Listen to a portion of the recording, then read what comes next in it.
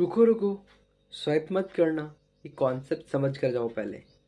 आज हम बात करने वाले हैं फंडामेंटल राइट्स की। तो आपको पता है कहाँ से आया? ये आया है पार्ट थर्ड से। तो हमारे कॉन्स्टिट्यूशन में डिफरेंट पार्ट्स में अलग अलग चीज़ों को रखा गया है। जैसे पार्ट फोर्थ की बात करूँ तो आपकी आती है DPSP से, और पार्ट फर्स्ट की बात करूँ तो आपकी यूनियन की बात करता है। पार्ट सेकंड की बात करूँ तो वो आपके सिटीजनशिप की बात करता है। तो ऐसे ही पार्ट थर्ड में आता है फंडामेंटल राइट्स। अब फंडामेंटल राइट की जब मैं बात करता हूँ तो लिया कहाँ से गया? ये है USA से। ये कहाँ से लिया गया? मैग्ना कार्टा से। ये याद रखना, इंपॉर्टेंट पूछता है आपसे। अब आपके जितने भी फंडामेंटल राइट्स, आपको डायग्राम दिख रहा है, इस डायग्राम में एक चीज़ दिख रही होगी।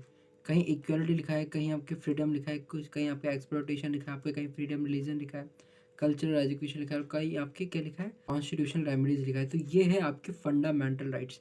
इनको इन चीज़ों में डिवाइड किया गया है। तो इसको याद करने की ट्रिक्स आपके लिए हमेशा मैं लाता हूँ।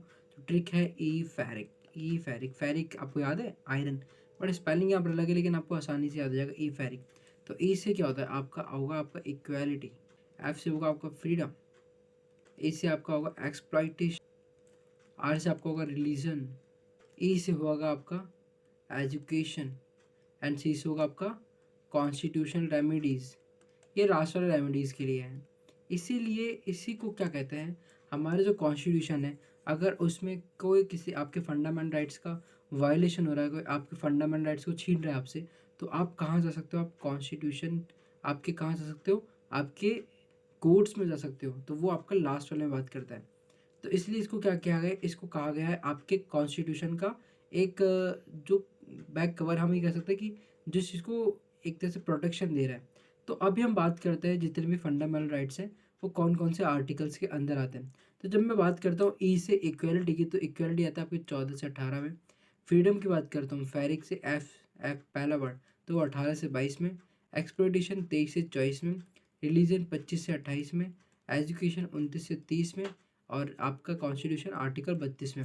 अब आपके दिमाग में क्वेश्चन आया होगा, सर आर्टिकल 31 कहाँ गया? तो आपको बता दूं, आर्टिकल 31 हटा दिया गया है। रीज़न क्या था? क्योंकि उसमें था राइट टू प्रॉपर्टी, जो कि अब आज आपको देखने को मिलेगा कौन से आर्टिकल में? 300A में।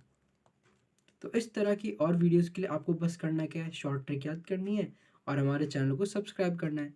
Please subscribe our channel. और आप अगर चाहते हो कि आपकी लाइफ में आप और भी ज़्यादा इस तरह की वीडियोस आपके कॉम्पिटिटिव एग्जाम में आसानी बना सके, तो चैनल को सब्सक्राइब करना ना भूलें। जय हिंद, जय भारत।